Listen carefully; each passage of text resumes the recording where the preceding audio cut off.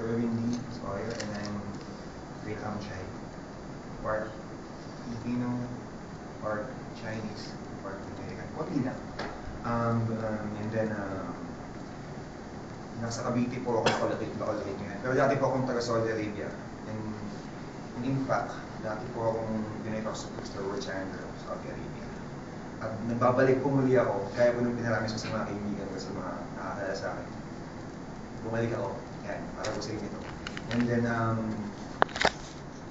mga talents ko po ay acting, nagluto po ako ng siopaw, since maliit po ako. And then, nagko-compose din po ako ng kanta. Pero po mayroon akong isang Waterloo at hindi ko na-edit po sa sayaw. Hindi ko talaga ako nasayaw, sorry po talaga. Sasayaw po tayo ngayon. Okay. My story is, ganito po kasi yan. Simula po nung bata ako,